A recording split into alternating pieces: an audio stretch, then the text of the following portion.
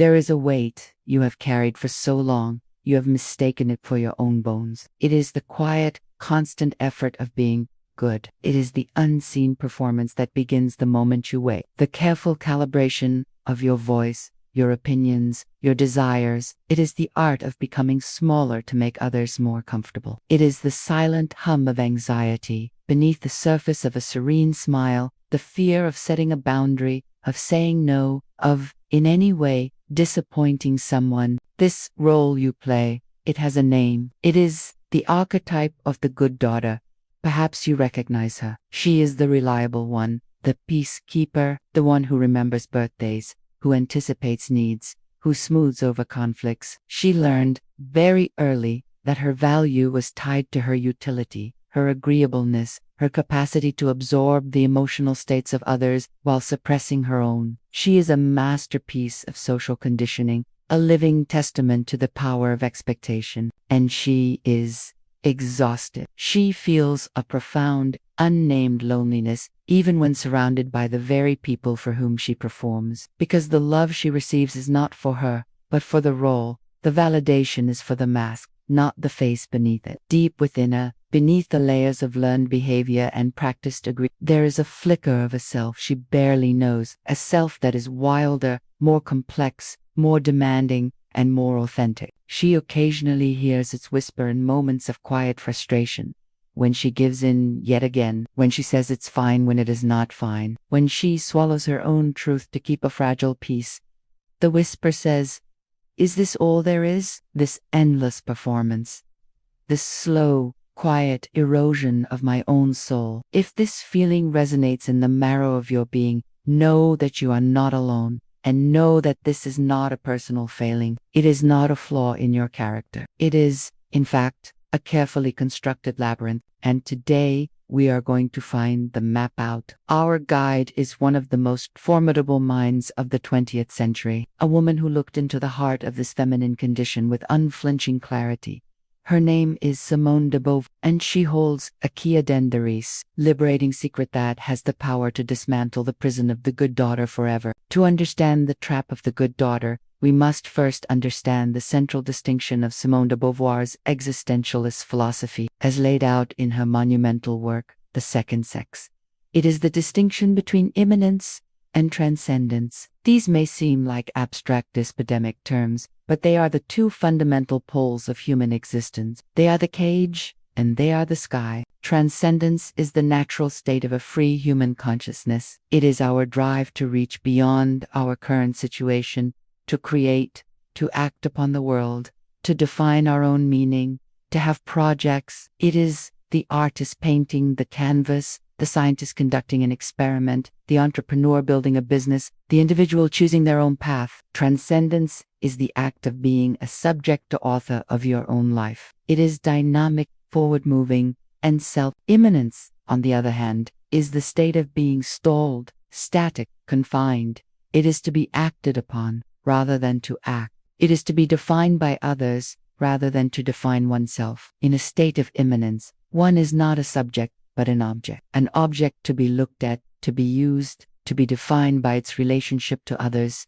Think of a beautiful, ornate vase. Its purpose is to be pleasing to the eye and to hold flowers for someone else. It does not choose its own purpose. It is in a state of pure immanence. Beauvoir's radical and earth-shattering argument was that society, for millennia, has systematically encouraged women toward immanence and reserved transcendence for men. Man is positioned as the subject, the default, the one who acts and creates. Woman is positioned as the other, the object, whose entire existence is defined in relation to him. She writes, "And feel this in your soul. Man represents both the positive and the neutral, as is indicated by the common use of man to designate human beings in general, whereas woman represents only the negative, defined by limiting criteria without reciprocity." Now, let us bring this back to the good daughter. The role of the good daughter is a training ground for it is the first and most intimate sphere where a young woman learns that her goodness, and therefore her safety and worth, is contingent on her willingness to be an object for others. Her purpose is not to pursue her own transcendence. her own projects, her own sovereigns. Her purpose is to facilitate the transcendence of others, to be the supportive daughter so her parents feel successful, to be the accommodating sister so her brother can thrive, to be the emotional caretaker of the entire family unit. She is taught to find her value not in her own actions, but in the approval she receives for her passivity, her helpfulness, her lack of disruptive, transcendent desire. The labyrinth is designed to make the cage of immanence feel like a safe, warm, and virtuous home. It is decorated with the words love, duty, and family, but it is a cage nonetheless. And the moment you try the door, you discover it has been locked from the outside. How is this cage of immanence, the role of the good daughter, constructed and maintained in our modern lives? Beauvoir gives us the blueprint, and it is startlingly contemporary. It operates through several insidious mechanisms. First, the weaponization of people. The good daughter is a master people pleaser, but this is not an innate personality trait. It is a survival strategy. From a young age, she learns that the path of least resistance is the path of greatest reward. Agreeing, accommodating, and anticipating needs earns her the label good, which is a proxy for lovable. Disagreeing, asserting her own needs, or having a conflicting opinion earns her labels like difficult, selfish, or argue. She develops a hypervigilance to the emotional states of those around her. She becomes an expert at reading micro-expressions, shifts in tone, and unspoken expectations. Her own inner landscape becomes secondary to the landscapes of others. Her desire is not to express her authentic self, but to present the self that will cause the least friction and garner the most approval. In Beauvoir's terms, she is molding herself into a perfect object, custom-fitted to the desires of the subjects around her. This is not freedom. It is a full-time, unpaid job of emotional labor. Second, the gilded cage of perfectionism. The good daughter is often a perfectionist. She believes she must be flawless, the perfect student, the perfect friend, the perfectly composed woman in order to be worthy of love. This perfectionism is not about healthy striving.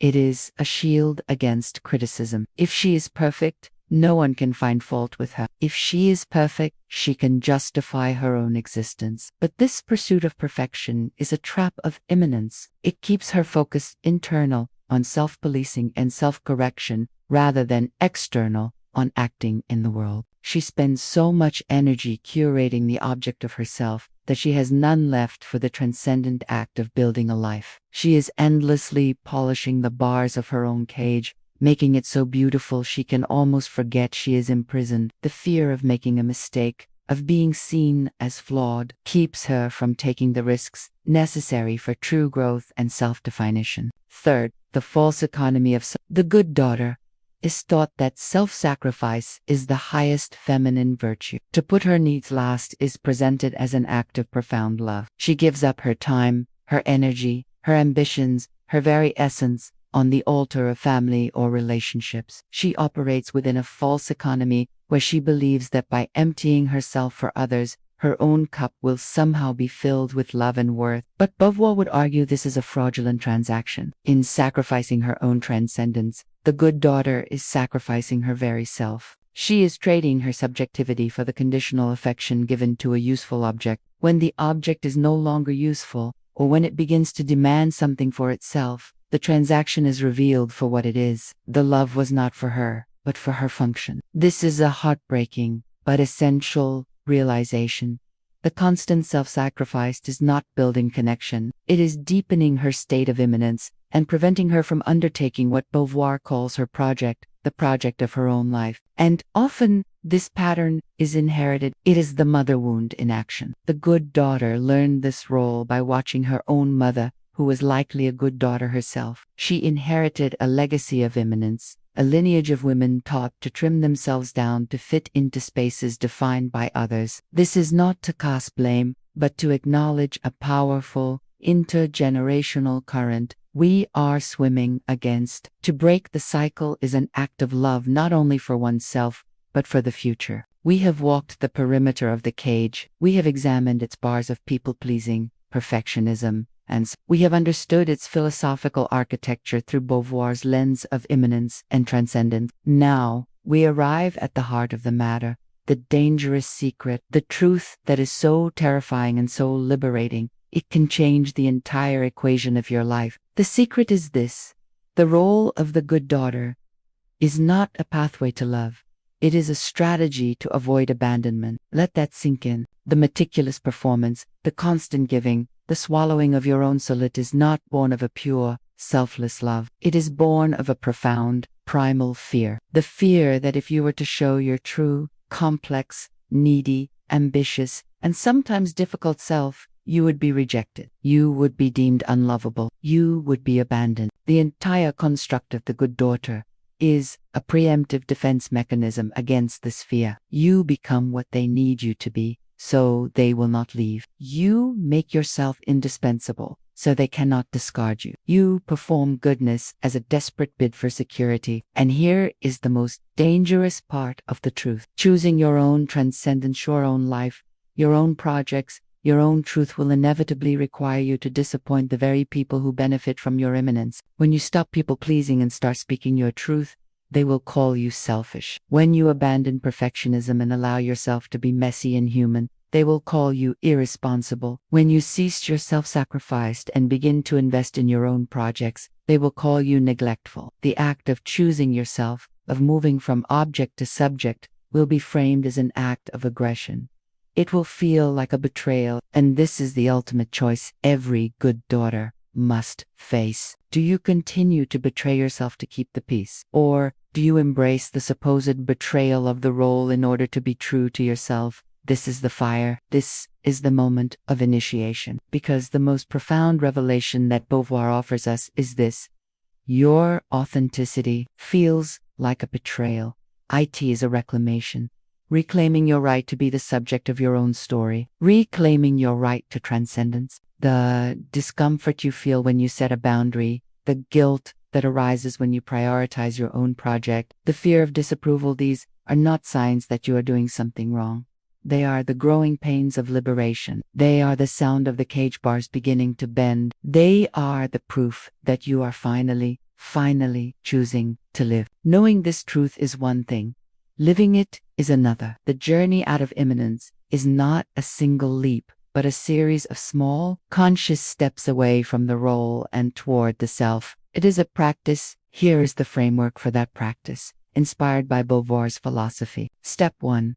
Become the observer of the performance. You cannot leave a role until you are aware you are playing it. For the next week, simply observe. Do not judge. Do not try to change anything yet. Just watch. Notice when the good daughter persona activates. Is it in a phone call with a parent, a conversation with a partner, a meeting at work? What does she do? What does she say? What does she not say? Keep a private journal. Write it down. Today, my mother called, and the good daughter answered. She agreed to something she didn't have time for because she felt the familiar pang of guilt. This act of witnessing creates separation. It reminds you that the performer is not the entirety of you. You are the consciousness watching the performer. Step 2. Reclaim selfishness as self-possession. The word selfish is the primary weapon used to keep the good daughter in her cage.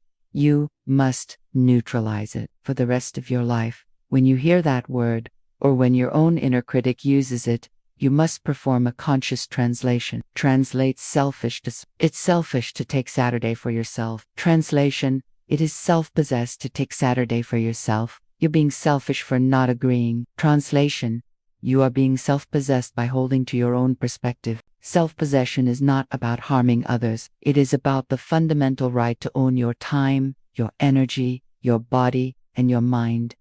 It is the prerequisite for transcendence. Step 3. Define your own good. The good daughter's morality is outsourced.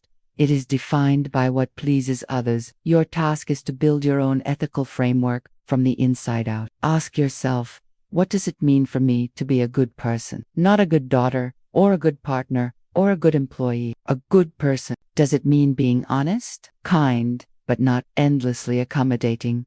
Does it mean being courageous in my convictions? Does it mean contributing my unique talents to the world? Create your own set of values, a personal constitution, and begin to make decisions based on that internal compass, rather than the external demand for approval.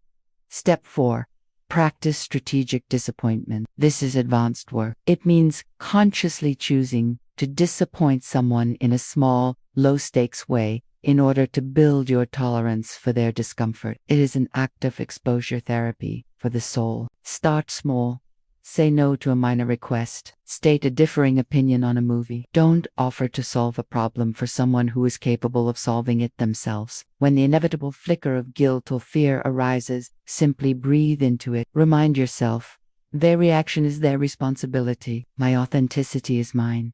This feeling is the sound of my freedom. Each time you do this, you weaken the power of external validation and strengthen your own sovereignty. Step 5. Find your project. This is the ultimate path to transcendence. A project, in the existential sense, is any activity that you choose that gives your life meaning and that allows you to act upon the world. It does not have to be a grand business or a masterpiece of art.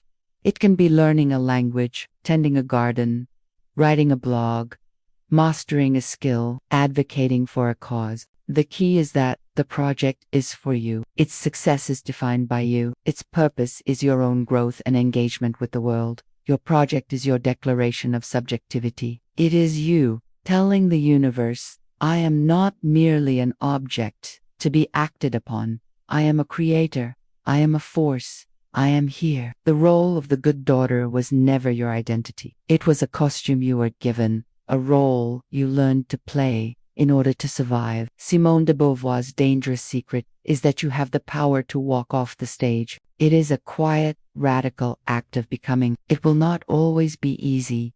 It will require courage you did not know you had. But on the other side of the performance lies the one thing you have been searching for all along. The profound, unshakable peace of being wholly, unapologetically, and freely yourself.